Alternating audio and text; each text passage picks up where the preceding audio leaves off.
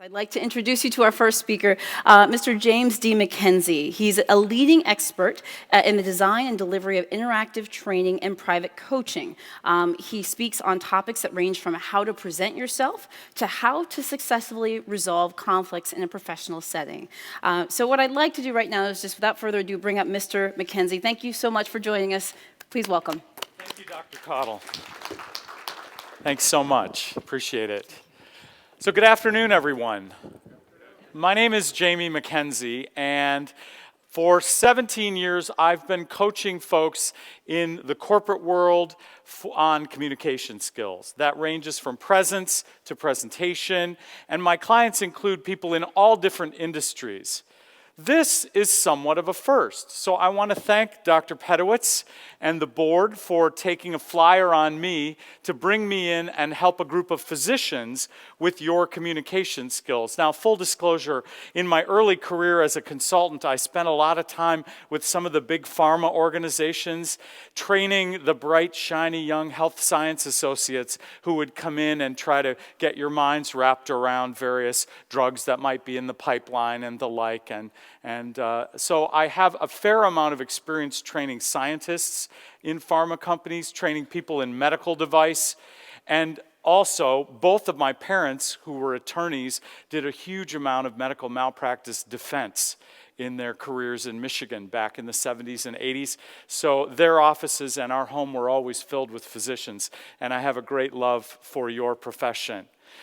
I'm here today to give you an overview of communicating with presence. It's not about a presentation skills class for all of you. I know that some of you present formally and publicly frequently, and most of you may not. Presence is something different. It's a little more intangible. So what is presence? Presence is any time that you're not alone. What messages are you sending to other people about what kind of person you are? And if you're not alone, that's happening. So how people see you, how they hear you, and the judgments they make about you based on all of those issues, those intangible issues. And people all over my career for 17 years, and before that I was an actor on Broadway, so what I know about presence is fairly large. People have been telling me for years, you can't teach charisma. You can't teach charisma, Jamie. But the reality is I can, and I do.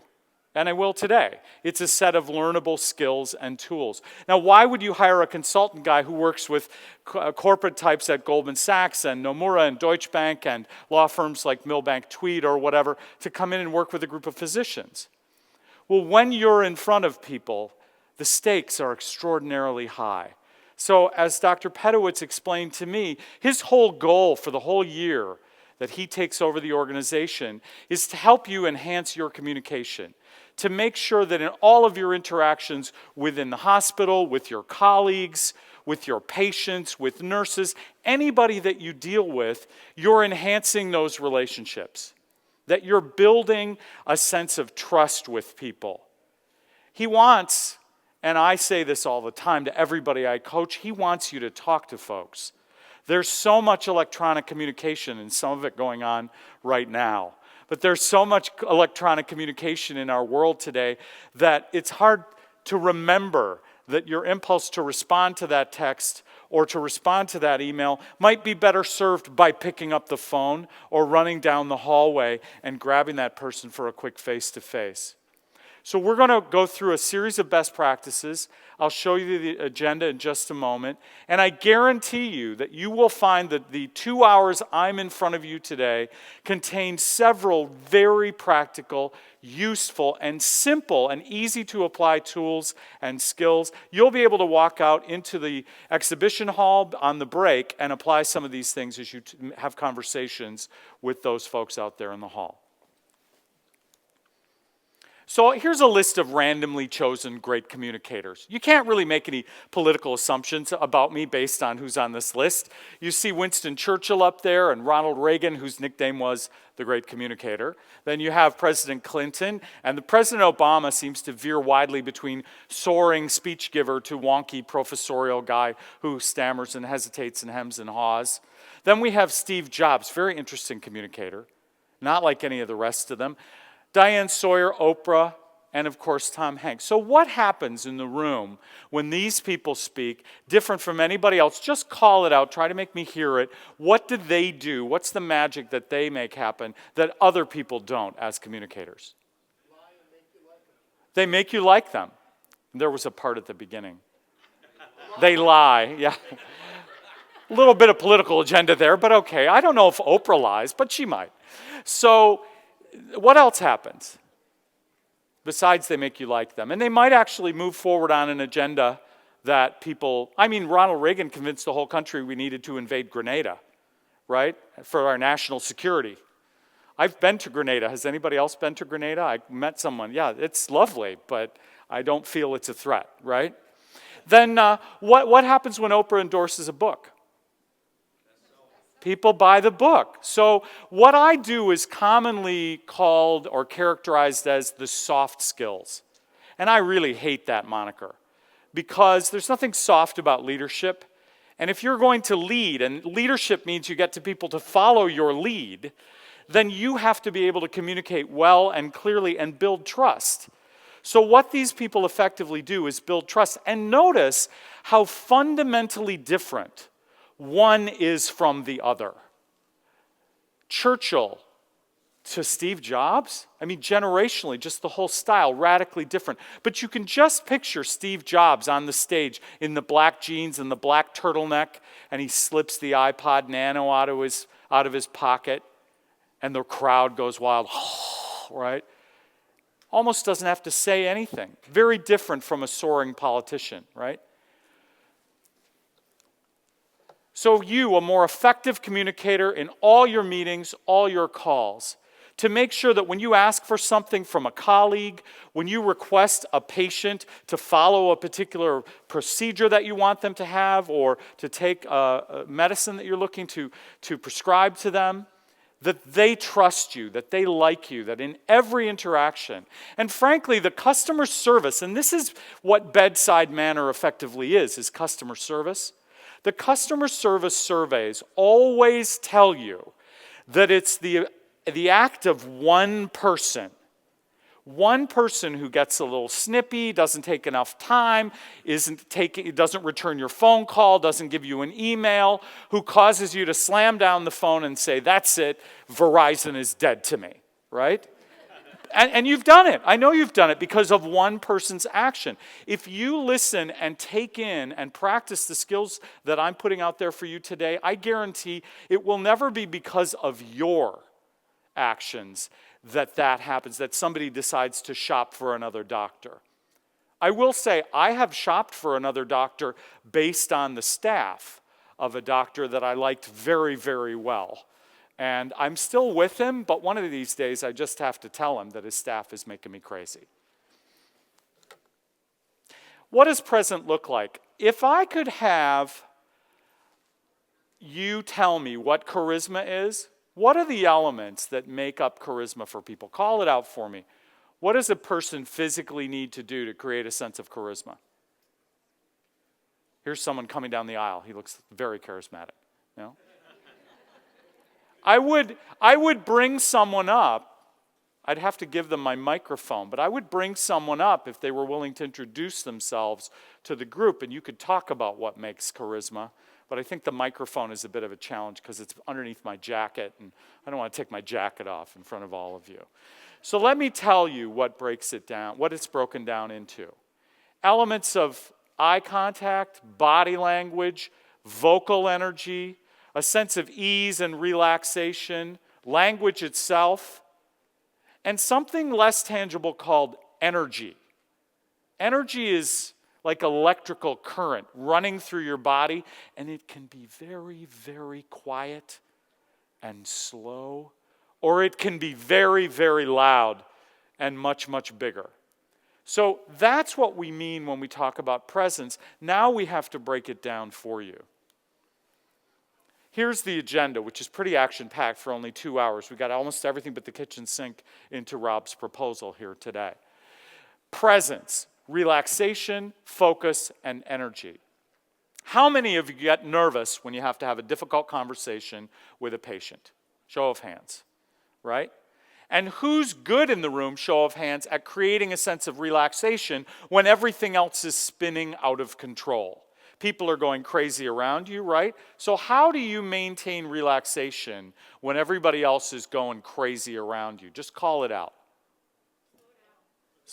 Slow down. What else? Make some physical contact. What else? Accentuate the positive aspect. Yeah, here's some positive we can hang on to. I like that. What else? Your tone. Who's had yoga or Pilates or meditation? What do you do in yoga to relax? You breathe, yeah. Some of you may have breathed before, but we're going to break it down for you today. Focus and energy, eye contact and body language. Then we'll talk about connecting with others. There's some items in the deck of all the slides you're going to see is online for you. And so you'll have it as a resource to remember these things and be able to practice them on your own. That will be on you after we leave here today. So selling your ideas, how to persuade someone in a clear way to follow your lead, to get a particular action step to happen, whatever that might be. Our roadmap toward structuring a persuasive pitch to create a response that you're looking for.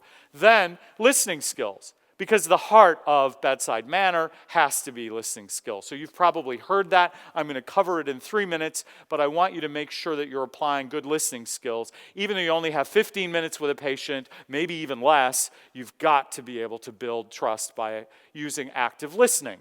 Then leveraging your communication style. So who's familiar with the Myers-Briggs or the DISC assessment or one of those communication styles assessments? So what we're going to do after the break is give you a chance to see who you are in the world, and then who are all these other animals that may or may not be like you, and how can you adjust your behavior in order to be more successful with them? Because in my world, you can only control your own behavior. If you married someone thinking you were going to change him or her, good luck with that, right? Then, adapting your style. What are some ways that you can not only identify what style you're dealing with, but then shift your behavior into their comfort zone so that you can be more effective with them? Effectively in a slightly Machiavellian way, adopting best practices that they find work for them so that you can get trust to build between the two of you. So transforming your presence. Here's this guy on the mountaintop giving a great big open gesture. I won't ask you to go that far in the conference room here today. But I do want you, as we practice skills, when we break out in a second, to stretch yourselves a bit, to try these skills on for size. Some of these things may make you very uncomfortable. And that means I'm succeeding. Because my job as a coach is to take people who've been doing something since they were born and blow it up and then put it back together in a more effective way so that you can be more effective with other people.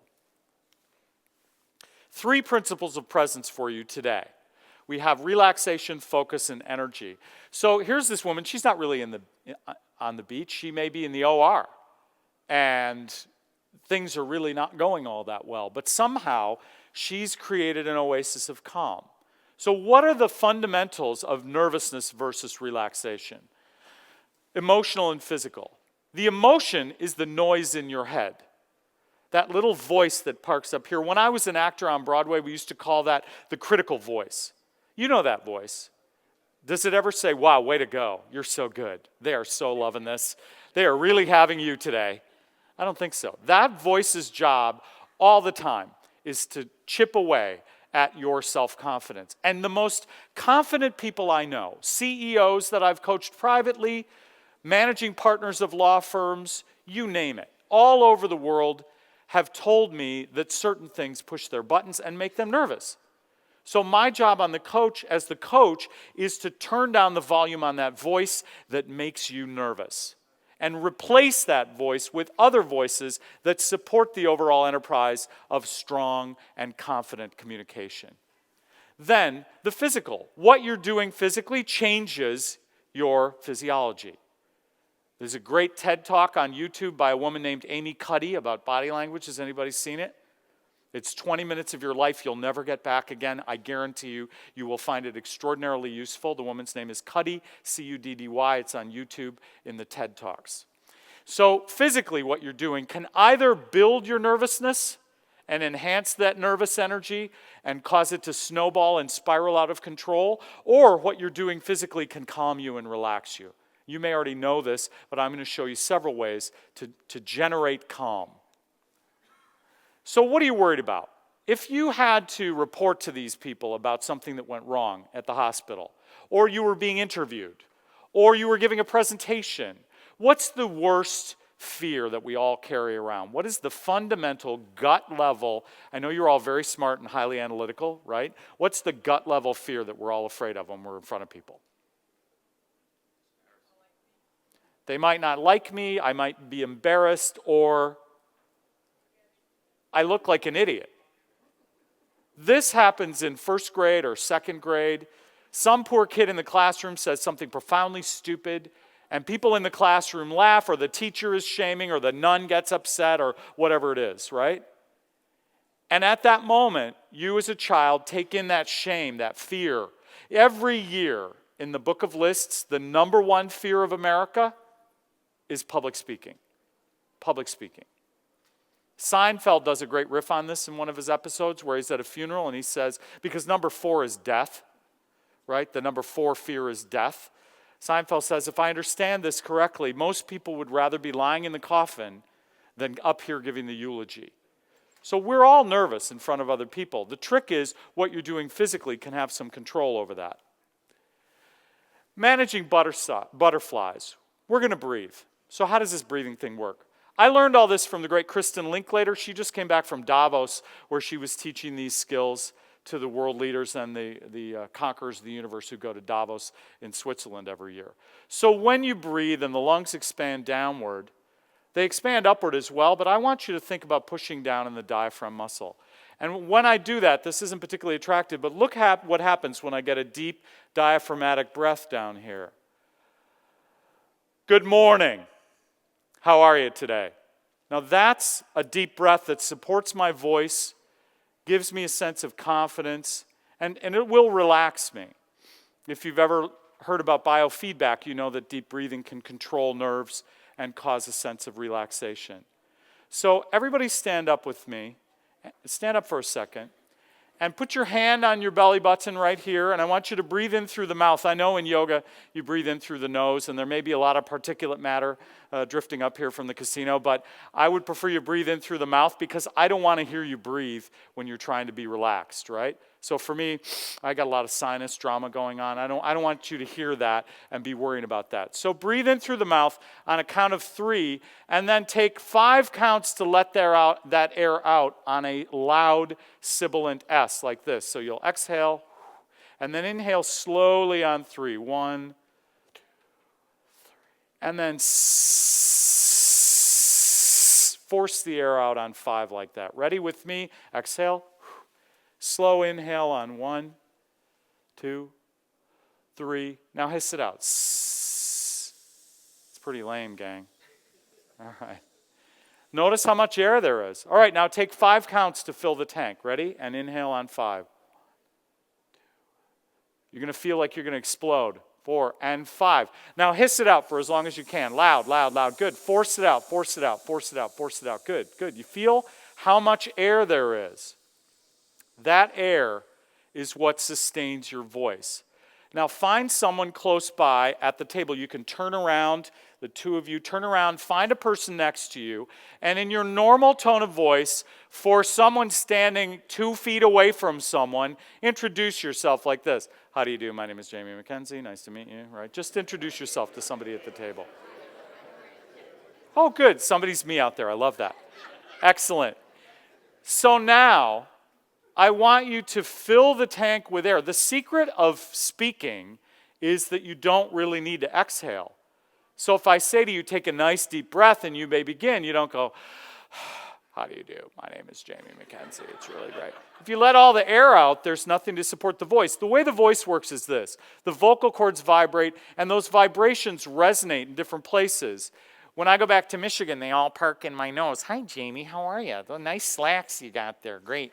Right? Or up in the head, if I were getting very ethereal and all the voices resonating up here on my forehead in the mask, or I can park it in my throat. and I sound a little bit like that Clinton fella, right? It's all coming from the throat. Or I can begin to have that voice resonate in my chest. If I put my hand here, there's a deep vibration and a buzz. Just take a breath, put your hand right here, and on a long high go, hi, hi. Very sexy, very sexy. Now, did you feel any buzzing? If you didn't feel buzzing, then your voice is not phonating properly. All right, now I want you to take an easy breath. I don't want it to be like gasping in panic, but take an easy big breath, turn to the same person, and double the volume and use a professional voice like this. How do you do? My name is Jamie MacKenzie. Only you can use your own names this time. Okay, off you go.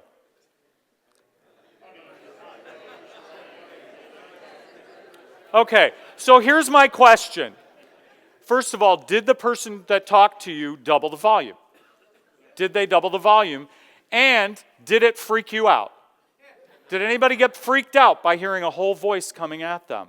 Right? Now, I realize there are a lot of women here. My mom was the first judge on the Michigan Court of Appeals. She was a politician. And in terms of gender, if you want to maintain professionalism at all times and sound like a player to the person you're talking to, if you turn to someone who's close to you in the hallway at the hospital and go, hi, how are you? It sends all the wrong messages. You want to use your full, adult, mature voice at all times in a professional setting so that you can maintain your professionalism with other people. Okay, you may sit down. Thank you. Good, good. Principle number 2 is focus, connecting to your audience with your eyes. Now, you may have been told, like I was in Petoskey, Michigan in the 70s, to get your eyes around to everybody in the room if you were communicating with a large group of people, right? Make sure you connect with everybody in the room. This is a disaster. So when I'm talking about eye contact, what's your name? And remind me, because we've met before. Michelina. Michelina, when I look you directly in the eyes, I could look at your forehead, or I could look at your chin, right? You wouldn't know the difference. There's a big difference for me. Because if I'm not looking someone in the eye, I don't have to talk to another live human being. I can stay in my head and I can phone it in from Cleveland. I don't even have to be here. So when you look someone in the eye, fundamental changes take place. You have to make yourself clear to that person. The language comes into focus. The punctuation is appropriate. This is why great speakers are really focused and poor speakers are unfocused. So focusing on one person at a time in a group of people, if you're at your board meeting or you're having your office meeting around the table, you would focus for 5 to 7 full seconds on each pair of eyes. Now that's going to seem like an eternity to some of you. Why is it 5 to 7 seconds? Because it's the approximate length of a complete thought. So the way I do it, even in a large group like this, is I say, good morning, my name is Jamie MacKenzie. I'm really delighted to be here. Thank you so much for coming in and giving me a chance to share some of my best practices on communication with you. And what happened between each point of eye contact physically? What else happened? I shifted my body language. No, much more important than that. A big breath. A big, deep breath to keep the relaxation and the voice going. And what else might have gone in between if I didn't breathe, right? So how many of you are afflicted with the ums disease when you say this, that? Breathing is the number one way to get rid of ums when you're speaking. Stay present. We have the self-involved thinker, the effective communicator. So when you're preparing for a meeting, you cannot communicate in that loop. It's all going around in your head. If you're leading a meeting or you had to give a presentation or you're going in to pitch an idea to someone, you want to change someone's care plan or whatever that might be, you cannot deliver information and think in a profound way at the same time. This will sound counterintuitive, but thinking is the enemy of communicating well. Thinking is the enemy. When you're communicating, you're entirely focused on the people you're talking to, and you're looking for the response. And if I'm not looking for the response, and somebody's giving me shade, they're sighing, they're rolling their eyes, right? Then I've lost them and I don't even know it. But what happens is each person I look at gives me very subtle cues about how I'm doing. I get a little nod, I get a blink, I get some sense that they are living and breathing, and then I know I can move on. And frankly, for some of you this afternoon, what happened over here a minute ago, you were looking down. I chose you to look at when I said, good morning, my name is Jamie MacKenzie, and what happened? You were drawn up to me. So this is how I control the audience's attention when I'm in front of a larger group. The benefits of strong focus: you reduce nervousness, you eliminate distractions, you connect to the audience. So you reduce nervousness. No matter how large the group or how small, I'm having a series of one-on-one conversations. I start with a friendly face, I get a smile, I move on to somebody else, and I gradually expand my universe in a large group. One-on-one, I'm there 100% of the time. Unless I'm looking at my notes, I might be looking at the chart, but I'm always connected whenever I'm talking, whenever I'm listening. Did you ever walk into some administrator's office and start talking, and 1 minute in, they swivel around in their chair and they're like, no, keep going, I got to just check my email. What do you want to do? Smack them, right? Smack them. I have a friend who had a couple of little kids. The 4-year-old's tugging on his jacket going, Daddy, Daddy, Daddy, and he's got the baby under his arm. And the baby here is babbling away in baby talk, making no sense whatsoever. So he turns to deal with the older child. And the baby grabs his chin, yanks it over, like, look at me when I'm babbling at you, Dad. So we don't even need language to need eye contact as a listener and as a speaker.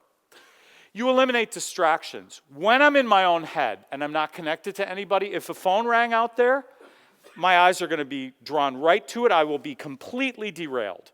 If I'm focused and I'm busy making myself clear to someone, then someone coming in, a phone ringing, is just noise that happens around the periphery. So I stay on my train of thought. And everyone feels taken in by this level of eye contact. So even though I can't possibly look at all of you here this afternoon, many of you will feel that I looked at you, even if I didn't physically do it, because going in this direction for a good long time will send that whole corner of the room a sense of strong eye contact. Principle number 3 is energy. Now, energy, I'm talking about body language, gesturing, your physicality, your face, and even your voice. To maximize your presence and engage and stimulate the audience. Did you ever have a professor in school who droned on and on and on and on like they were an auctioneer? I guarantee you that person was not looking people in the eye. Because it's impossible to look someone in the eye and be monotone. I have to make myself clear, which means my voice needs to do what it is naturally hardwired to do. So maximize your presence. We want you to be more expressive. To gesture with energy. Who here has been told not to talk with your hands? Show of hands. Anybody? Our Italians? Yes, we have some Italians or Greeks in the room. That's right. I give you full permission to be as Italian or Greek as you can. Because gesturing came before language and speech. And without gestures, look, everything you deal with is abstract. You're talking about a dosage, a time frame. You're talking about a procedure. Now, when I teach at Stryker Spine, they bring in a model of the spine. They have a $250,000 screwdriver that they can put those $50,000 with the screws and bolts and all that good old bone stuff into your spine with. And they bring that jazz in and they show it to the doc. They'll even bring in a cadaver. Luckily, never when I was there did I go through that, but okay. So I didn't have those things. What did you just see? The spine, the screwdriver, and like that. If I did that whole story about Stryker Spine without gesturing, it has zero impact. It's just words flowing out of, I can't even say words flowing out of my mouth without gesturing. Use facial expressions. Now, mostly that means smile. So who here is not a big smiler? I'm guessing there are probably a few of you. A lot of physicians, pretty analytical. The analytical types don't do a lot of smiling. All the way through Dartmouth College, people said to me, MacKenzie, are you mad? Are you angry? I was just, in my own analytical way, processing information and getting it right? Then I learned how to smile, and my whole life changed. So if you're not a big smiler, work on it. It's a skill. It's a skill. I'm not asking you to smile in an insincere way, but where is the good news? You know, there is some good news in there somewhere. What can we hang on to? Because in every culture in the world, people smile as a trust builder. And if you don't remember to smile, people are going to worry about you. They're going to think, uh-oh, something must be really wrong, right? And show your enthusiasm. Now, I will say some people smile as a nervous tic. Some of you may get nervous and go, well, it's really not going to be okay, right? So I don't want you to go there. I don't want you to go there. So we have to make, if you have a very still face, I meet people whose faces might as well be carved from granite, right? And I'm going, okay, you shake the head no. Everybody shake the head like this, like, oh, yes, and knit the brow. Let me see your, oh, this is, let me be very empathetic and clear about this, right? You got to give a little bit of a sense when I'm looking at you, is this going to be good news or bad news? Because I won't necessarily hear the words. If the face looks really serious, I may freak out and I won't even hear what you say.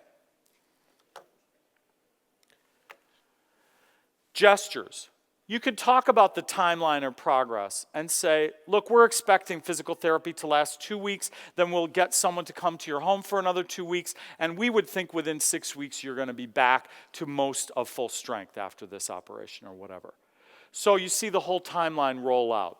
Or you talk about locations, and you say, when we're in this hospital, we have very particular regulations we have to follow. The clinic has a separate set of regulations, and therefore I'm going to ask you to be very flexible and attentive to the differences between how you have to do it when you're here and how you have to do it when you're there. And then size and scope, a minor issue. This is not important. We don't have to worry about this, or this is a much bigger, more significant issue. Now, when you're face to face, if we were 2 feet apart, I will bring those gestures into a smaller realm. The bigger the audience, the bigger my gestures will be. So I might just do this much of it. But I would say, now I'm going to make a comment about gender for the women in the audience. Women tend to minimize your presence. All demure, all petite. On the subway, the women are all like this in New York City, and the men are doing that man-spreading thing that the Times recently coined. I love that, right? Now, what I will tell you is, for the women in the room, take up your space at the table. I did a whole series of programs last year at Goldman Sachs for women, at Nomura for women, and the major women executives came down from on high and told all the young women in the audience, take up your space at the table. Do not allow yourself to be minimized, and that means vocally especially. So it's true for everybody. Don't be all collapsed and closed off. Body language is important.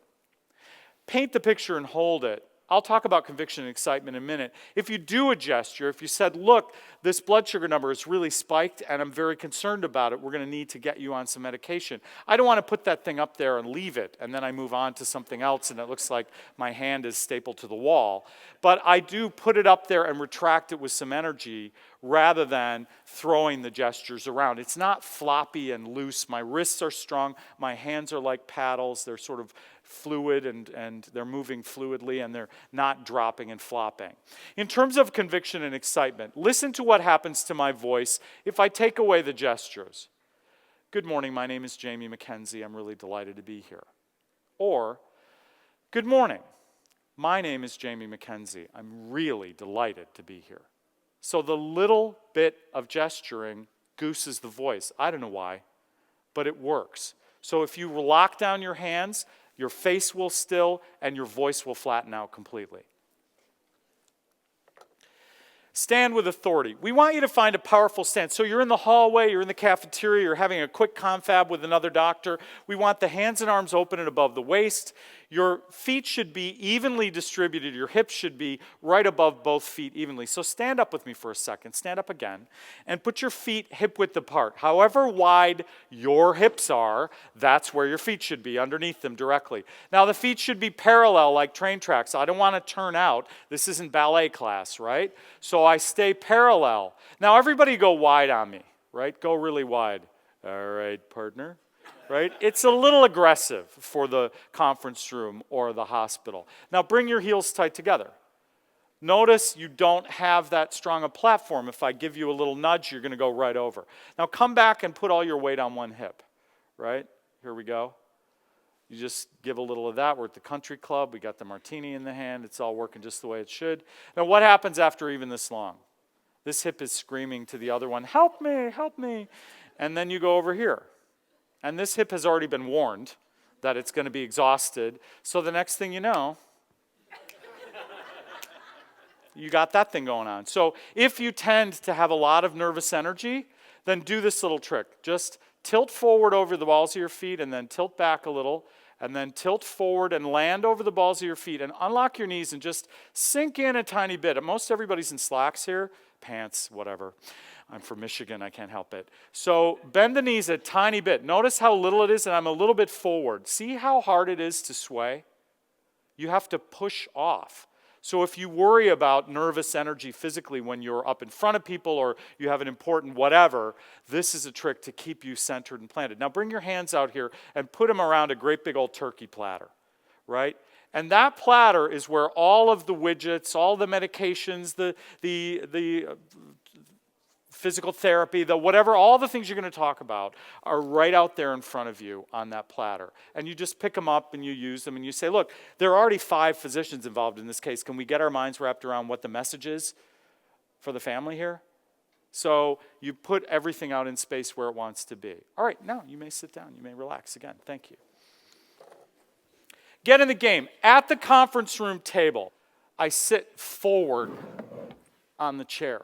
At an important meeting, if I'm presenting sitting down, I get forward, my hands are above the table, right? So model the behavior. Come forward, get the hands up above the table where I can trust you, because if I don't see the palms of your hands, I think you're going to kill me. Look it up in the body language books. It's absolutely scientifically proven. Now, no lacing of the fingers. Again, we got to see the palms of the hand. And pencils and pens are tools of the devil. You will click, you will pop, you will twirl. Anything in your hands will become the focus of your nervous energy. There's some baton twirling going on over here. And I've even seen the pen fly out of the person's hand and hit the physician in the face, right? So you're forward, you're upright. Now, could you sit for 2 hours at a meeting like that? Not necessarily. But when it's your moment to take over, to host, to engage, you want to get forward and upright. Why not lean back and relax? What am I telling you about me when I kick back like this? Not interested. Arrogant. Uh-oh. 1 person in 10 will usually say arrogant. And why would you ever accidentally send a message that you're arrogant? Simply because you're relaxing, right? That's all it means. I mean, if somebody has their arms folded in the room, it might just be freezing in here. It is kind of chilly in here, yeah. But that's not the point. Other people are going to see this as closed off, so you have to maintain that open forward posture whenever you're in front of people. Commit your whole self. We want you to reinforce whatever message you're delivering physically, vocally, visually with your face, to channel your energy. If you're nervous and your hands come together, then what will happen is that nervous energy will start leaking out in other places.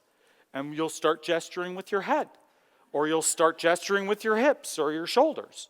So you've got to release nervous energy with your hands. You have to breathe in order to release and reduce some of that nervousness. And you have to connect with your eyes so that you're not distracting yourself with a lot of excess visual imagery. So we're going to do a little drill here. And I want you to think of a 1-minute story. Please make it a true story. Because if you can look people in the eyes and make things up, I don't want to know that about you. So a 1-minute story, helping somebody out, solving a difficult case, some success, volunteering, a real event that you participated in that you can talk about for 1 minute and maintain eye contact, and that's going to be the drill. I'm going to give you a partner in a minute. We're not going to do the rest of this in groups of 3 because it's too complicated. We're just going to have you find a partner, and you'll tell that whole story in a group, in pairs, all right? So take a minute, think of a true story. Stories begin like Cinderella, right? How does Cinderella begin? Yeah, so one day, right, don't give me all the nitty-gritty detail, and there were 60 milliliters of that, and don't kill me with details, docs, okay? Keep it simple, but flows toward, what was the resolution of Cinderella? Yeah, happily ever after. So I felt like a good person, or that worked out really well, okay? So how many of you still haven't got a story? Everybody has a story, good. So find a partner. Your job is to sit facing that person. So you may need to adjust. You might work across here. Face that person. I want you to tell that entire story without, this is important, without breaking eye contact. Now, it's going to be really hard for some of you. But here are a couple things about the eye contact. I'm not talking about the Charles Manson glassy-eyed serial killer stare, right? Vladimir Putin trained himself not to blink in the KGB because it's more intimidating, right? So it's okay to blink. You just can't blink to leave the building and go outside and come back again. So you can relax, you can move your head, you can blink, but stay connected 100% of the time for the whole story. And listeners, when the story's coming at you, if the person starts talking when they're looking away from you, just give them a little tiny negative feedback to indicate that they've broken eye contact with you. Very subtle, very quiet, all right? Those are your marching orders. Tell a 1-minute story, then give some feedback. Did you have to interrupt them with and where did their eyes go? Because most of us have a default setting of where our eyes go when we're searching for information, right? They go up and to the right, or they go down to the left, or wherever they go. So take your partner, one of you, whoever wants to go first. Give some feedback about did you have to interrupt the eye contact, and then switch. And in 1.5 minutes, we will be ready to move on. How many of you found that much eye contact was a lot? A lot, yeah. It is. I mean, a full minute without looking away is pretty unrealistic. My job is to get you out of your comfort zone and push you toward being more connected. So here's the other question. How many of you were worried that it would be too much for the other person? Yeah. So my response is always, what will the other person do if it's too much? They'll look away. So they'll take care of themselves largely. You want to be there. For some of us, and I'll tell you, I was almost pathologically unable to look people in the eye when I started in this career, and I had been on Broadway. So I had people all over my life. I had a director on Broadway say to me, "MacKenzie, your eyes are wild." This was not good news for my career, right? So if you adopt this eye contact, you will discover that eventually it becomes more comfortable, it becomes part of your game. I strongly encourage you to practice it for those of you who struggle with it, because it is the most important skill for building trust. All the other stuff, the voice, the face, without eye contact, it's window dressing. It really won't matter, because you've got to be able to look people in the eye. That is the number one skill that I have for you for the whole afternoon. So moving on, I want to talk a little bit about selling your ideas, and I'm going to give you some very brief rundown on what we would teach when we teach people to make a 1-minute pitch. Now, when I say pitch, I'm saying anyone in business who's asking for something, right? So you're asking, let's hire somebody, let's fire somebody, let's add something, let's buy something, let's change something. So it doesn't have a presentation element to it. So you could be asking a doctor with help to buy into a particular thing you want them to do. You could be asking a patient to follow a particular protocol or whatever. So here's what we're going to do. What is your main message? Now, not for nothing, I have a lot of clients who are terrible at messaging, but I will say in my own personal experience, I've only had a couple of doctors who were really good at messaging, who were able to tell me at the beginning of the meeting what the message was. Are we okay or are we not okay, right? And where are we?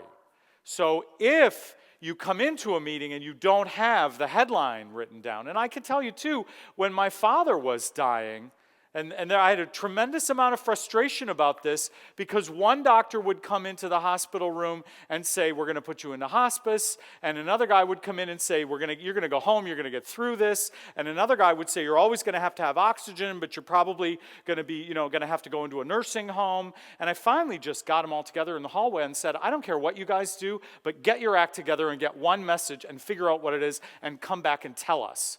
Because I was so frustrated with that. And it's life and death to us, right? So if you can't figure out what the message is, then sit down for 5 minutes and say, how can I, in a concise, clear way, state what I need to state? And then it needs to be audience directed. It may change when you're dealing with one person versus another. So it's about them, it's not about you. It's going entirely toward the person you're talking to. It needs to be positive in the sense that nobody likes impending doom. Now, if you're trying to get somebody who's not doing what you need them to do, then you might have to use consequences. But I strongly prefer benefits of pursuing a particular action to consequences. Tell me the glass is half full or that the glass is full rather than the glass is shattered on the floor. Conversational, be yourself. You don't need to walk into the room and suddenly turn into, I don't know, warm, fuzzy person who you're not. I don't think for those of you who are more analytical, who are more buttoned down, be yourself. But make sure that you're thinking about the other person's needs when you craft that message. Memorable, keep it simple, no jargon. This is fatal. The jargon in the medical industry is just off the charts. So throw away all the acronyms, get rid of all the heavy language, and boil it down into layman's terms. Give concrete examples or analogies. Tell people about other examples of where this has worked or been effective. Use what I would call the theory of social proof to get people to trust you.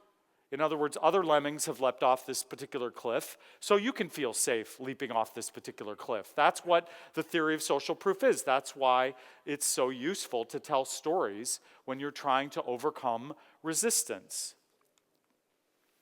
This is the persuasive outline that I would teach if I were teaching you a presentation skills one-day course. It begins with a setup. Why are we here today? Putting people into context. This is what we're here to discuss, and perhaps raising the stakes a little bit. Then, right up front, this is what I'm asking you to do. This is what I want you to do. In the old days, 20 years ago, when I first started in this industry, you could walk people through all the data and all the information and build a case like a lawyer does, and then at the very end say, so naturally, you can now see that what you need to do is blah, blah, blah. There's no time for that. People don't have an attention span for that these days. So if you are asking another physician for something you need them to do for you, or you're asking someone at the hospital to change something, you need to get right to the verb. Not immediately, don't land on them like a ton of bricks. We need to fix this, right? But set it up with the setup, and then this is what I'm asking you to do or change, right up front. Then what are the benefits of following that? Why is it a good thing? Again, it's okay to bring consequences in if somebody is fighting with you, but we prefer positive benefits to consequences.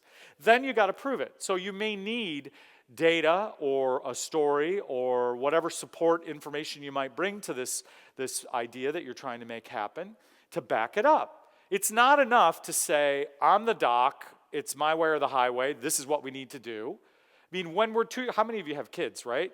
At 2 years old, the kid discovers the magic of the question, why? Yeah, you got to prove it.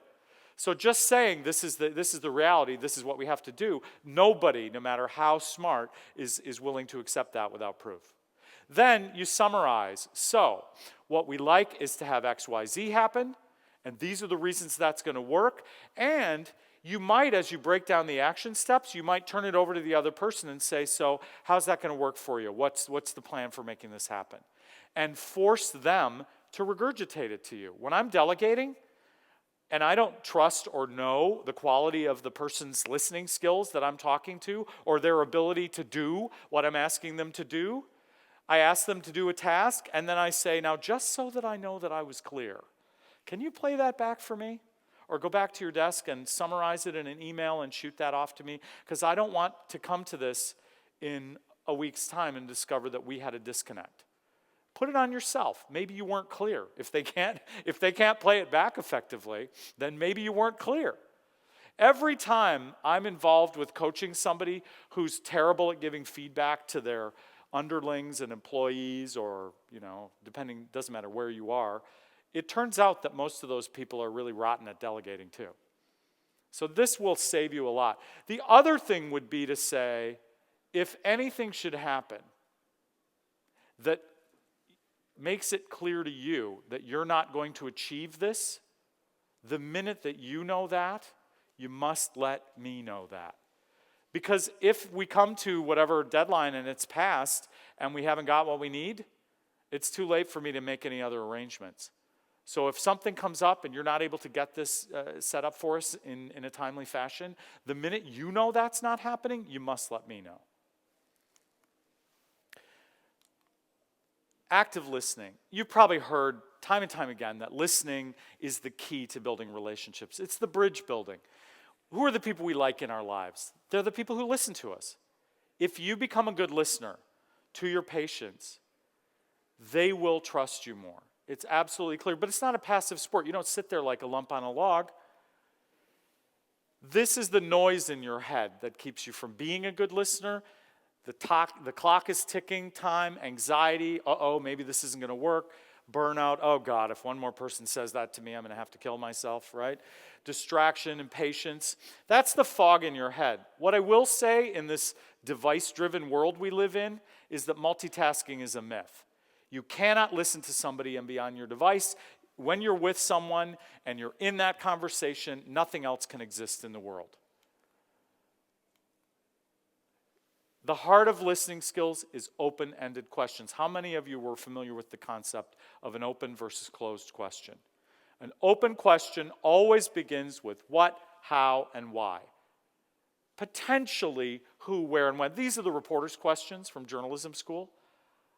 But if the question begins, is there, are there, did you, can you, should we, isn't there, haven't you, didn't you, it's not an open-ended question. And the difference is that when I ask an open-ended question, it's like throwing the Velcro ball at you and it sticks on you and you have to talk. Because if I ask you a closed-ended question, you can go, yep, or nope, or I don't know. But when I ask an open-ended question, it forces information. When you're talking, you're not learning anything. I read years ago a study of the average doctor's visit. The patient comes in with like 6 things they want to say, and within a minute and 30 seconds, the doctor starts talking, and the patient walks out with 4 of those things unsaid, right? I experienced this. I went to a specialist. I had a list of like 8 things, and I said to her, I have a list. And she said, we don't need your list. And she ignored my list, and I never said 4 of those damn things. You've got to ask the questions. All right.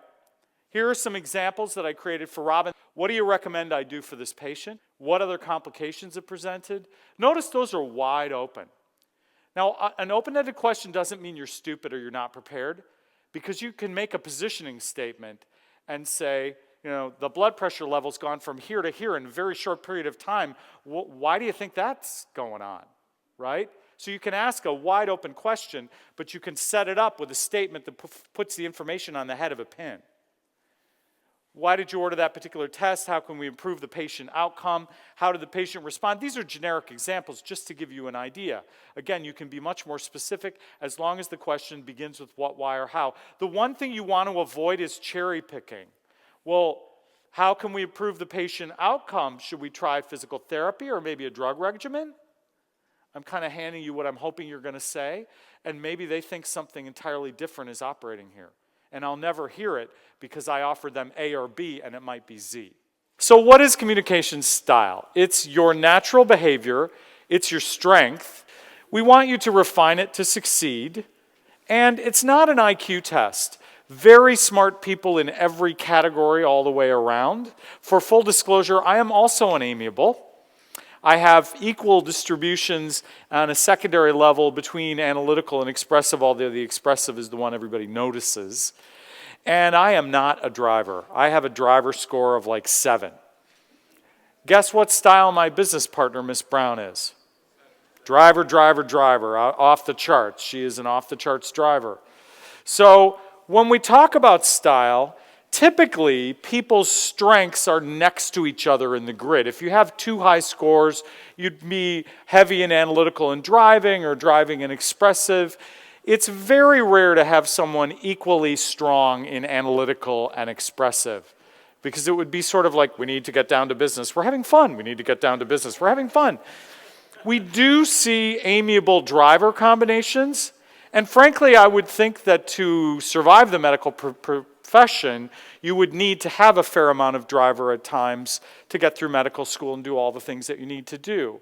Now, if your scores are over 29, then that's really something to look at in terms of a score that's fairly strong.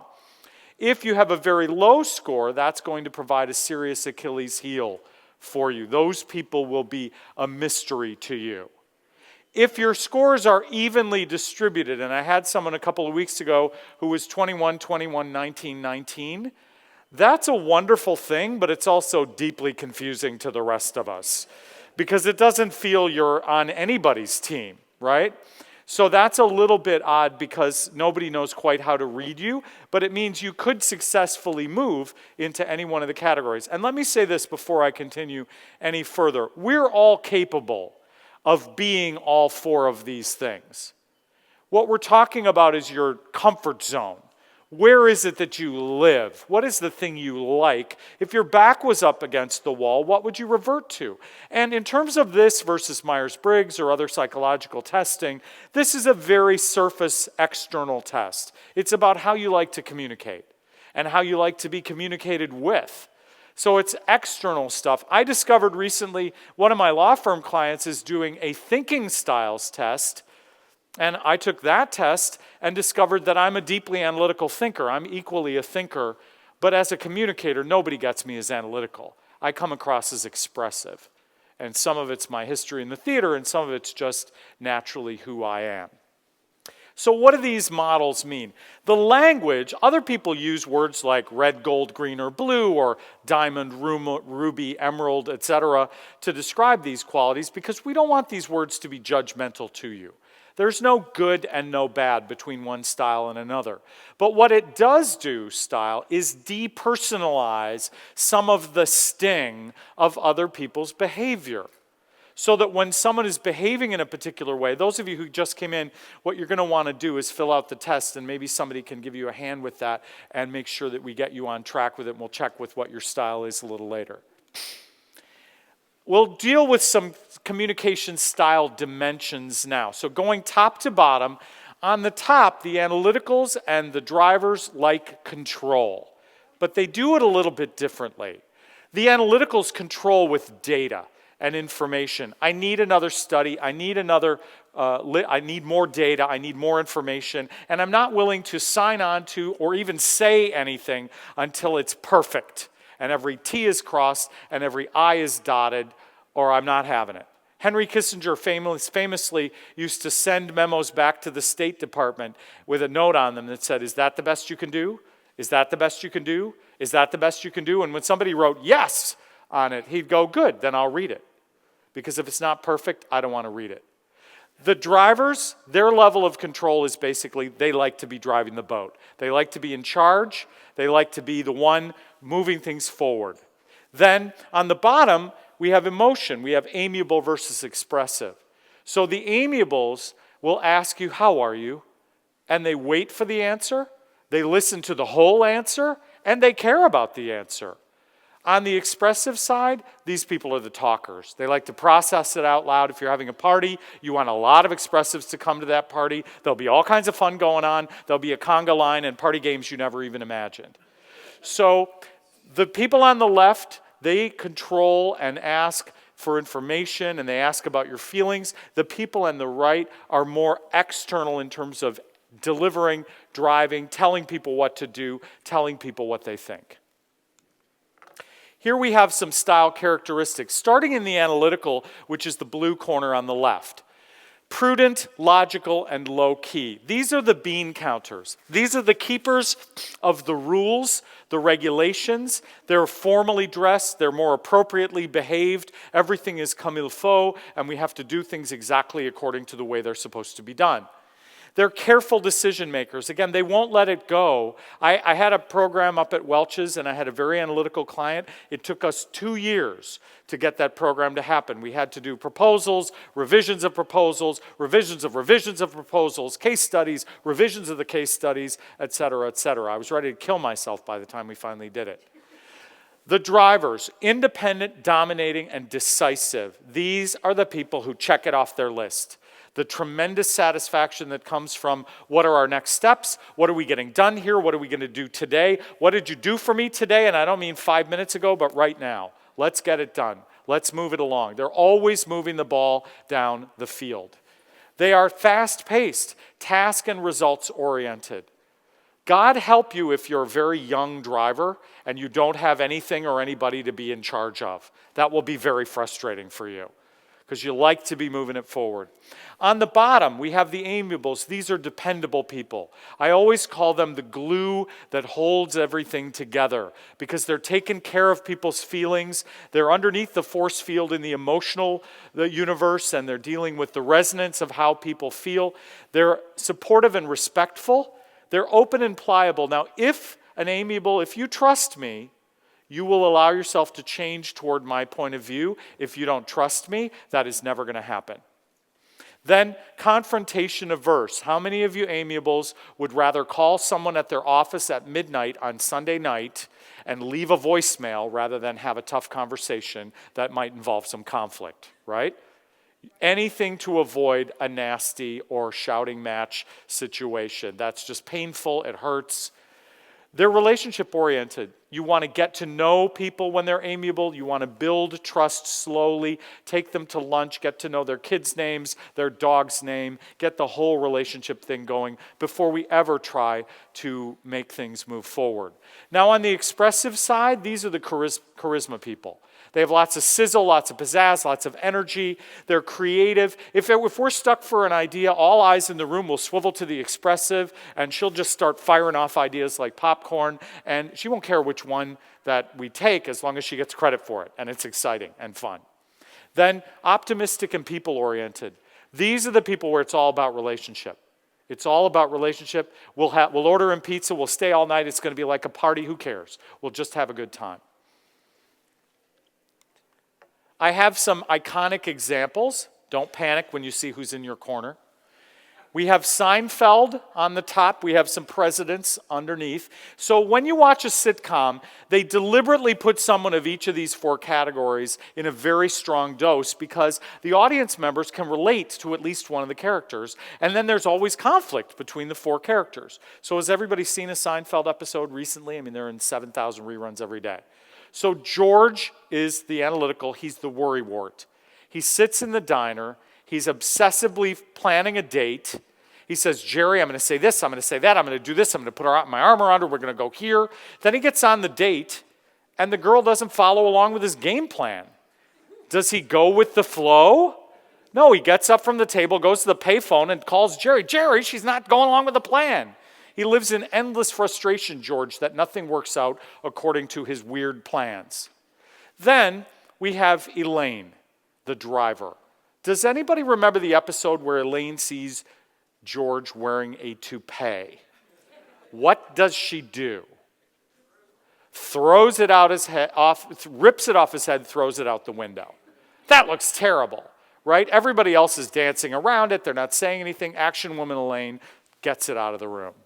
Kramer. What does Kramer do? Every episode, he has a new scheme, a new dream. He's going to be in a Woody Allen movie. He turns his living room into the set of the Dick Cavett show, and if you come to my house, you get to be a guest. Won't that be cool? He comes flying into Jerry's apartment with all this out-of-control energy, right, which is where the comedy comes from. Who's the amiable? Where do they hang out? Jerry's apartment. Do they knock? He could be on a date. He could be making out with a girl on his couch, and they come flying right in, talking to him like she's not even there. There are no boundaries. When I was in my first office environment, I will tell you, I was everybody's mentor. And I was in sales. I own my own business. I'm still in sales. But now if somebody interrupts me and I wasn't planning on meeting with them, I do what my business partner does and say, hey, can you come back at 11? I'm working on something right now. When she did that to me, because she's a driver, I hired her, right? I was like, oh, you can do that? You can actually protect your own time and tell people not to interrupt you? What is that? How does that work? Then we have presidents. We've had presidents of every stripe. So if you think of the first President Bush, remember Dana Carvey's impression? Wouldn't be prudent, right? The charts, the graphs. Before we go to liberate Kuwait, 7 months ahead of time, 172 allies have signed off on the war plans. The financing is arranged in advance. The thing is a surgical strike. We go in, we kick Saddam out of Kuwait, we stop, we come home. Mission accomplished, right? The son, on the other hand, I'll go it alone. I'm the decider. Mission accomplished? Oops, maybe not, right? But this decisive quality of George W. Bush is one of the things that got him elected. Clinton, well, just say people person, right? He's relationship oriented. Don't go there. Okay, go there. I don't care. I'm going to have to put Bill Clinton up here now. Well, maybe. We'll see. Reagan, I know. No, we won't go there. Reagan had this warmth, right? Tip O'Neill, who was the Nancy Pelosi of his day, Tip O'Neill from Boston, met with Reagan in 1981 for the first time, and he said, I could kill myself, but I love this guy. I want to go have a beer with him, right? Because Reagan was this warm, grandfatherly presence. Let's make America great again. The whole thing was about emotions and taking care of people. Now, Reagan could be very much a driver, too, behind the scenes. And I don't know that you can become president without being a driver. But the whole communication style was this warm, friendly, lovable guy. So build on your strengths. The analyticals see the whole picture. They give accurate information. They list the pros and cons, every shade of gray, right? I was just reading something about John Kerry and that whole moment, because why the Democrats keep nominating all of these analytical types. You think about Adlai Stevenson or Michael Dukakis or Jimmy Carter or Al Gore or John Kerry. They were all analyticals, right? And so when you think about John Kerry trying to explain why he voted for the war but against the funding, it was all these shades of gray and deep levels of information, and most of the rest of us just don't understand shades of gray. I'm going to have to stop talking about shades of gray now, aren't I? Oh, damn. All right. So when that information comes from an analytical, though, you know you can trust it. It's going to be the right information. Jimmy Carter, classic example, an engineer who became president. They said he read every document that left the White House, and that, in the end, turned out to be his downfall because he didn't have his eye on the big picture, I think, on some level. Then the drivers lead the discussion. They build and disagree. The good news about the drivers is they aren't the least bit worried about saying that is the worst idea I have ever heard, right? And for the amiables, we're like, oh my God, that hurts so bad, right? But think about it, amiables. When someone does that, it's like playing cards with someone who says, well, these are all the cards in my hand. This is everything I'm thinking. I just told you my biggest obstacle, hammered you with it, I got nothing left. So when a driver does that, it's really a gift. Drivers are truth tellers, and they're forceful, and they lead, and they disagree, and that you should consider a gift, even if it may be hard when it's coming at you, my amiable friends. The expressives inspire people. They get people excited. They tell stories. They engage. I teach storytelling to every senior executive that I coach. Storytelling is a gift. If you want people to follow your lead and they're resisting you, stories are the magic bullet. Again, because of that theory of social proof. Because if I could throw all the statistics in the world at an issue, and you have your story and your worldview, you're going to stick with it. I won't change your worldview unless I can convince you that I've walked in your shoes and you can relate to me in a way that that story convinces you of that. That's the gift that the expressives bring to the table. They generate ideas. The amiables seek suggestions. They ask a lot of questions. They build consensus. They uncover problems. I haven't entirely made up my mind about President Obama, but I know that this amiable corner of wanting collaboration, wanting participation was a big part of the initial pitch. But I've also coached a couple of people who work for President Obama in Washington, and I know that he has a rigidity about his thinking, so I'm suggesting he's probably analytical and amiable in pretty much equal qualities. Then, watch out for your style pitfalls. Here's the bad news. So for my analyticals, you get buried in detail. It's exhaustive. Don't tell me everything. If I ask you what time it is, please don't tell me the history of the watch or the clock. Starting with the Chinese in the year 300. No. What's the headline, right? Analysis paralysis.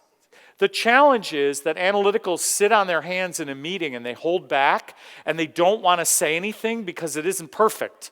And they wait for it to be perfect and they wait for it to be perfect. And meanwhile, they're going, I was going to say that. I didn't say that. Oh, they said that. Oh, they said that. Oh, they contributed that. I got nothing, right? So if you wait around, my thing is just let it go when it's 80% good enough analyticals and it will be good enough. 80% to you is better than 100% for the rest of us, because you're perfectionists. The drivers can be impatient, domineering, and dominate. Now here's the deal, my drivers. I know that this is a noble effort to get the job done. But occasionally you leave bodies littered along the way. And you know, you all, if my standard joke is I put 4 drivers into a room, I give them 55 minutes to make a decision about something. They spend 52 minutes arguing about who's going to be in charge. It takes them 30 seconds to make a decision, and then they go out for a beer happy as clams. So when a driver says to you, it's just business, this isn't personal, right? Guess what? It really isn't personal to them. It really is business. Now, when my business partner, who's a 35 driver, says to me, this is just business, I say, no, you know what, Gene? This is all emotion, because everything is emotional in some context. But I know that that's her need. And even though we went to school together, she's been directing me, by the way, for 35 years, because she directed me in a production of Dames at Sea in 1981 at Dartmouth, right? So we're old friends, but the style disconnect between her personality and mine still flares up to this day. And we have owned this business for 10 years. And on Monday morning, she forces herself to say, now, before I get to my list of 4 things, how was your weekend? And I go, well, Gene, why don't we just get through your list? And she's like, oh, thank God. We can talk about the social stuff later, right? So the challenge with my expressives is that they will be impulsive and they will overtalk. There's so much fun and so much sizzle that in the service of doing all of that socializing, we forget there was wait, why were we here again?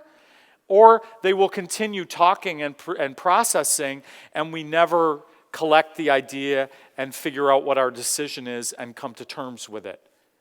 In terms of the amiable, the danger is you hold back and you cave. Now, you hold back for a different reason than the analyticals. The analyticals hold back because they want to get it right and it better be perfect. The amiables hold back because they don't want to step on toes, they don't want to offend anybody, they don't want to hurt any feelings, and they don't want to really come out and say this is a problem. And then they're talking about a problem and people are like, it sounds fine, but I get the sense that you're uneasy about something. So actually stating what the problem is for my amiable folks, that's a huge issue. I had to be coached to send my food back, to get a different hotel room when I check into a hotel. Because guess what, amiables? When you check into the hotel and it's the room by that noisy thing on the roof that's clanging, if you go downstairs and you say, I'm sorry, I'd like a room that doesn't have a clangy air conditioner outside of it, they give you another room. And they don't even care. And you don't have to apologize. I spent half my life apologizing until I got steeped in this stuff. Stop apologizing. You don't need to most of the time. For analyticals, so how many analyticals do I have now that everybody's in the room? Those of you who came in late, you'll want to find the test and take the test. This stuff will become clear to you later.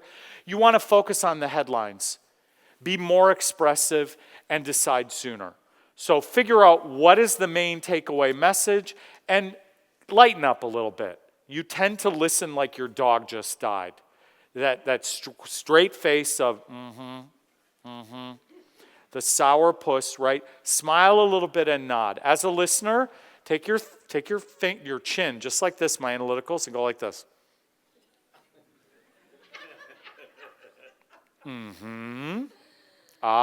Right? And your world will change. Probably your relationship at home will change tremendously. Drivers, exercise patience, consider other opinions, ask more questions. Look, I know you're smart, and I know you know what the right thing to do is. But other people like it when you ask them what they should do. And they do a better job when they participate in the solution with you. So stop dictating and directing and get people engaged and get people on board by asking more questions. And don't jump right to the solution. Ask a few of those open-ended questions. Hold back a little bit. Give the patient or the other doctor time to engage. For my expressives, you need a game plan. You're going to wing it. You can't wing your whole life. But if there's an important thing you need to do, write out a game plan and stick to it. And restrain your energy. Here's the thing that happens to me, right? I was an actor. I can be very expressive. So if I get in front of a group like this and you sit there like a lump on a log, like a giant painted backdrop, what happens to me and my expressiveness is I get louder, faster, funnier, louder, faster, funnier, like this. Yeah, na, na, na, na. And the analyticals are sitting there going, this is horrifying. Stop it. It's so dangerous to me, right? The expressive energy is freaking out the analytical people. They need you to chill. For my amiables, offer your opinion sooner, use direct language, and pump up your energy. Now, there's some very important points here. In terms of the meeting, if this is a meeting, here's the beginning of the meeting, here's the end of the meeting. At the beginning of the meeting, you can say, nice day today. Finally, some good weather. And you're Einstein, right? By the end of the meeting, you better have the cure for cancer. Because as the meeting goes on, this is how smart your contribution has, my amiables, in order to be heard and to be effective. The longer the meeting goes on, everybody else contributes all the ideas and shapes and forms and adds. And if you're holding back, by the time the meeting's over and you haven't said anything. So set a time limit and then force yourself to insert yourself into the interaction. Use somebody's name. So Dr. Pedowitz, I'm going to pick on you. Rob's going yak, yak, yak, yak, yak. Eventually he will have to take a breath. And you go, Rob, that is so fascinating. I was also thinking we should talk about this, right? So that your opinion gets heard. So offer your opinion sooner. Use directive language. So we do have quite a few amiables in the room. The thing we do is use permission language.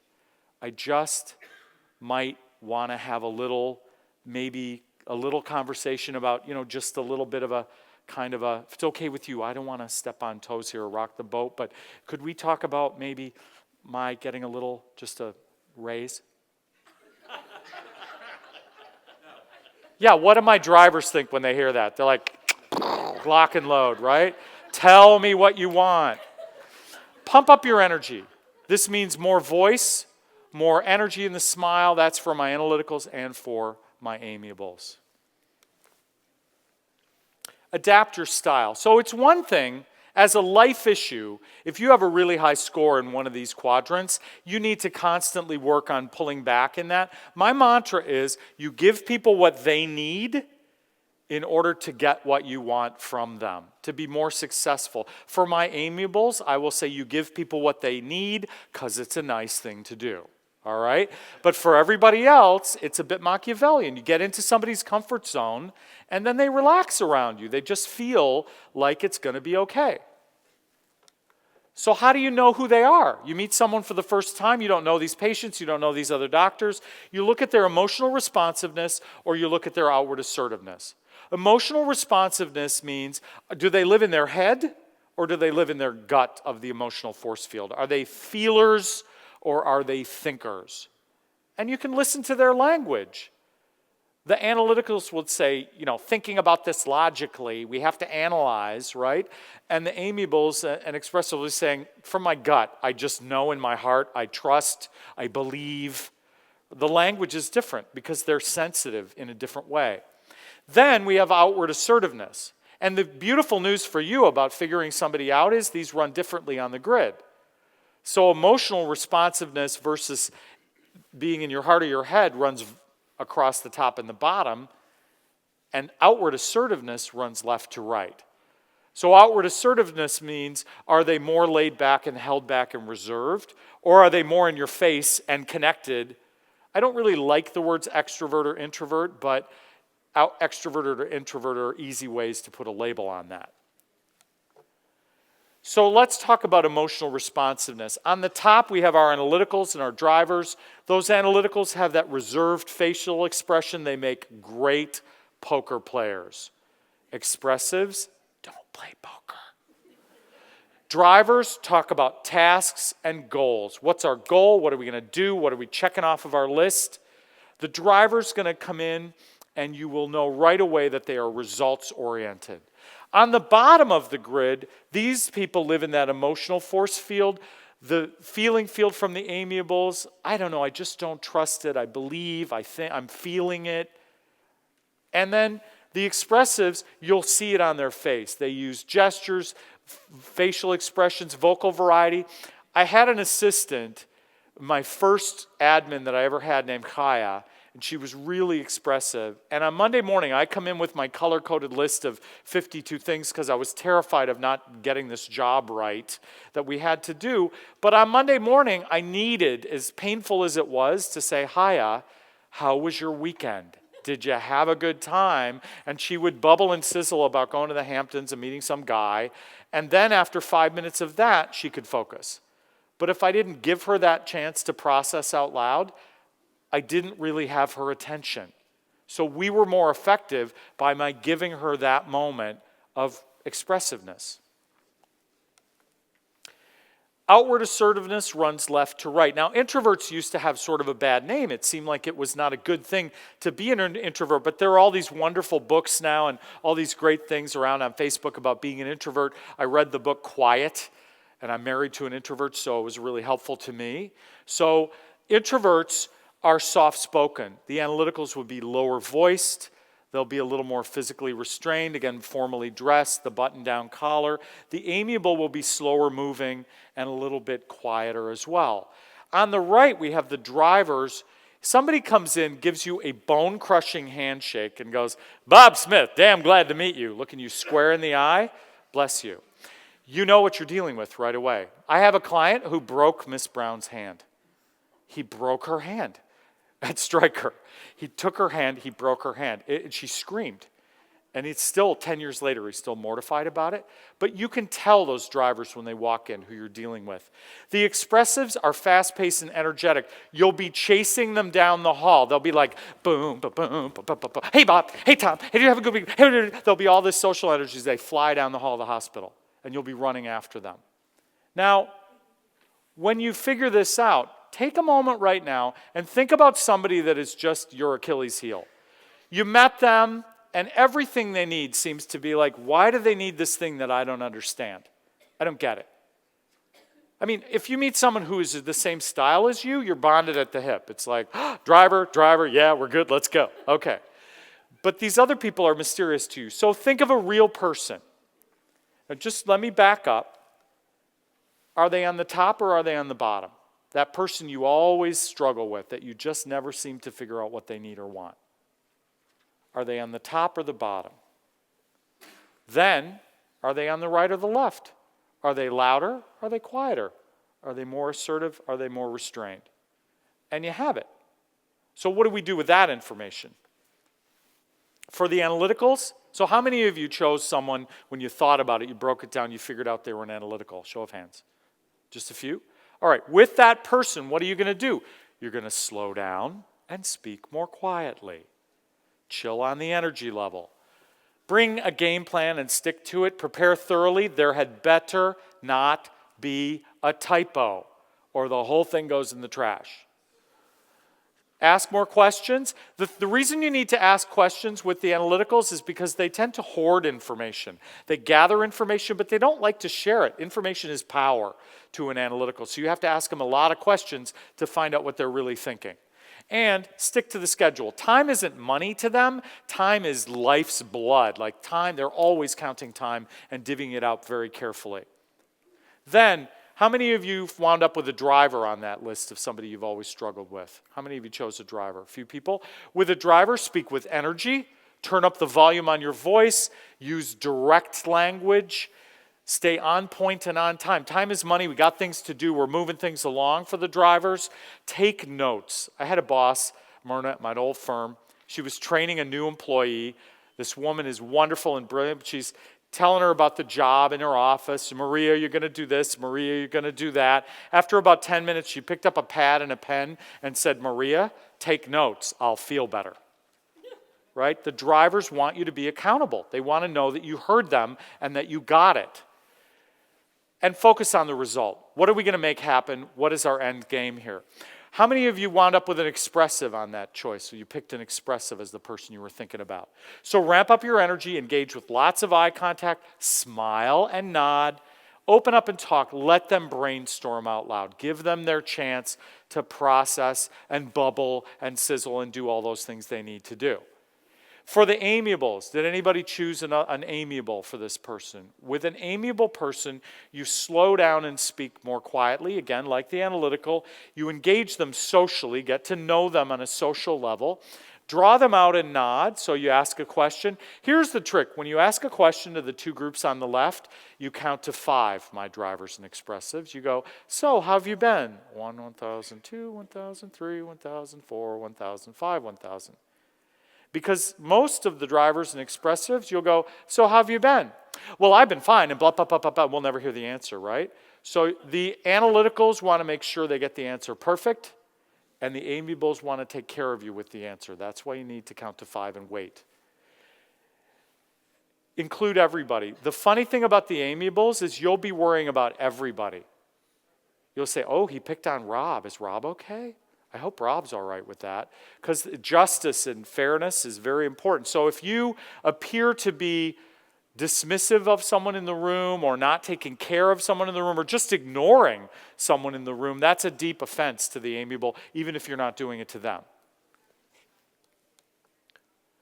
To gain commitment, what do you do to make sure you can get results from each style? With the analyticals, minimize risk, put it in writing, and give them time to look at it, approve it, fix it, change it, revise it, etc. With the drivers, stress achievement, results. What are we going to do today? Let them feel in control. Give them autonomy or the illusion of autonomy. You say, you know, you're going to be driving this whole thing. I'll be here to back you up. We'll have a whole team of minions and lackeys pulling together to make sure that this happens for you. With the expressive, you want to encourage them to participate, get their creativity, affirm them publicly, and share your passion. There's a very big difference between the affirmation for the amiable and the expressive. The expressive wants the big party, the public acclaim, the applause at the meeting, which would horrify the amiables. They're like, oh, no, that would be too embarrassing for me, right? So we want sparklers on the cake for the expressives, but for the amiables, you want a quiet, private thank you.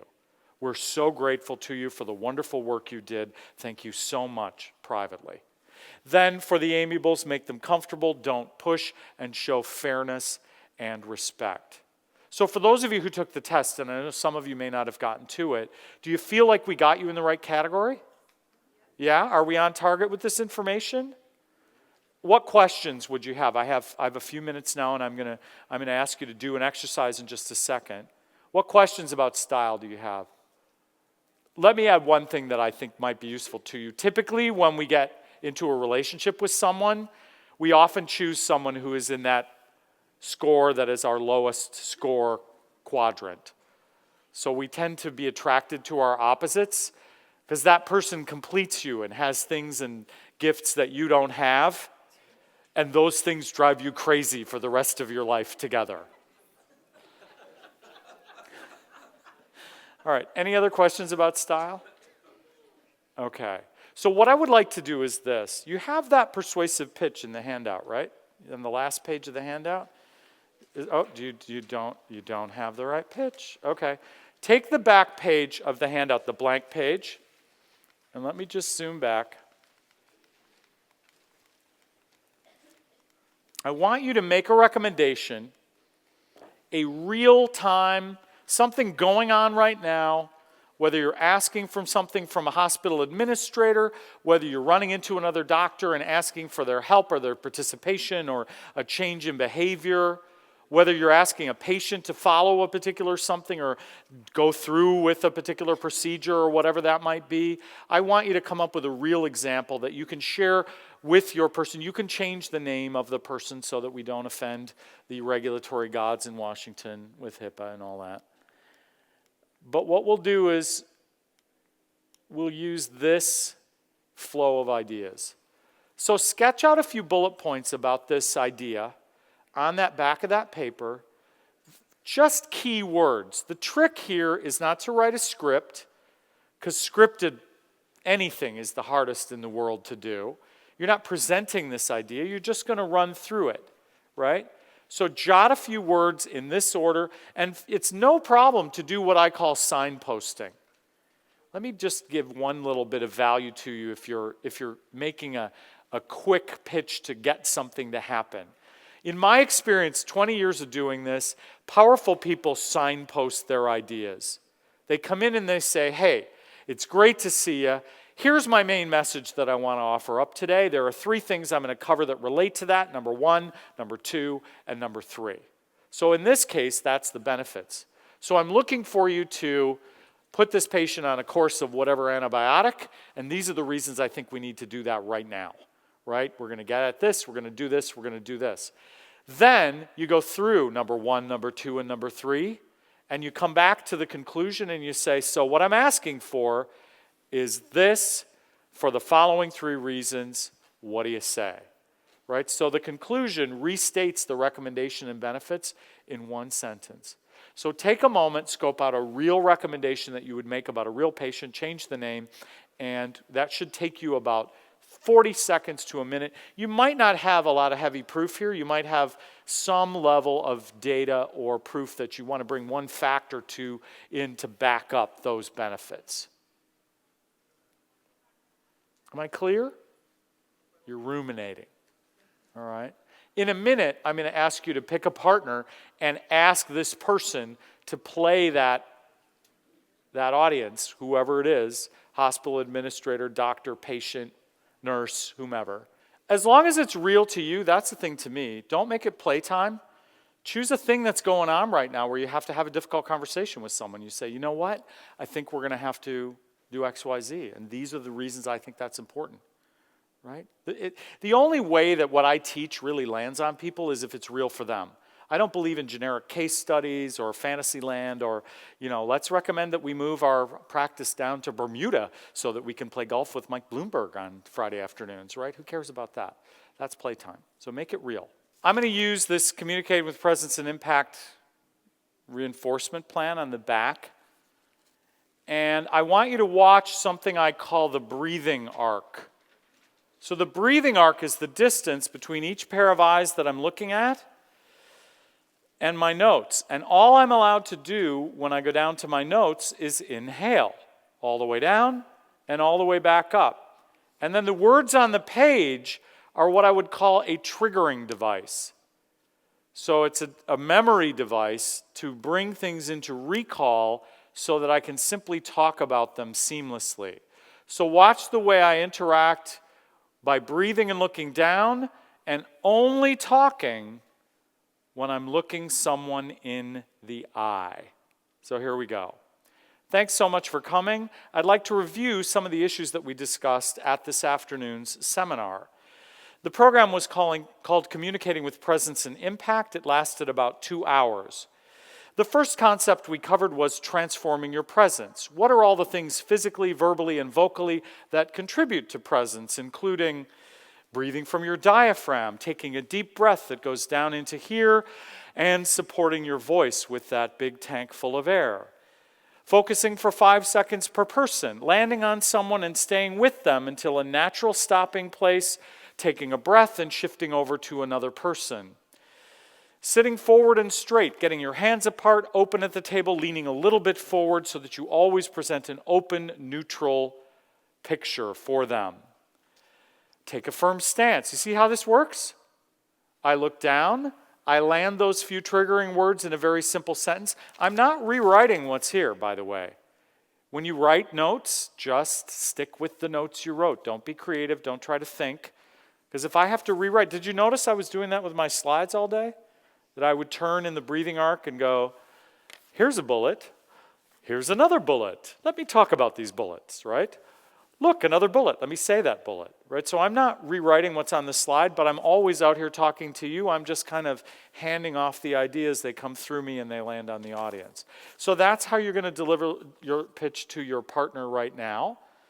When you feel like you need more content, pause, look down at your extremely clearly written and intelligible notes that I know you will have taken.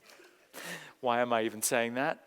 And then connect with the pair of eyes across the table or next to you and deliver the next thought and let it flesh out with a little bit of an example. Deliver the whole thing. And again, partners, if your partner starts talking while their eyes are on the paper or their eyes are up in the air, just give them a little bit of a, stay with me. So that they're always talking when they're looking you squarely in the eye and yet delivering real content. Does everybody understand what the exercise is? Okay, can we bring the slide back here? Maybe. So you'll use your outline, you'll deliver it to a partner, and they'll give you feedback about your eye contact, the focus, your posture. Are you gesturing and smiling or using the appropriate facial energy? And was there a key message? Is there a headline here, the clear recommendation? Do I know what you're really asking for? Okay, are there any questions? I just want you with one other person who's close to you. If you're sitting off by yourself, come find someone to practice with.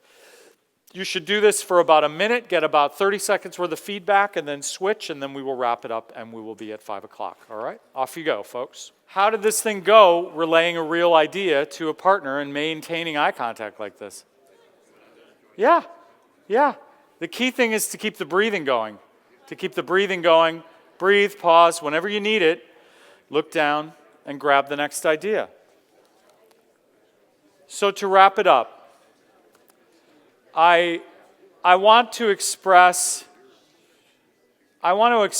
tremendous thanks to Rob and to the whole board for asking me in here. They took a risk bringing me in, and they felt like this is their big objective for the year. I have sincerely enjoyed working with all of you this afternoon. The key takeaway for all of you is you're not magically transformed by spending 2 hours in my presence. I know. You have to go out and do this. I had a couple of conversations with people who really struggle with the eye contact. You've got to practice it. And the only one who can drive that is you. There's no magic wand here. You've got to find ways to do that. And so if you apply these skills, what will you discover? You will discover the payoff. You'll build the relationship, you'll build the bridge, it will enhance your relationships within the hospital, with your patients, and I guarantee you people will notice.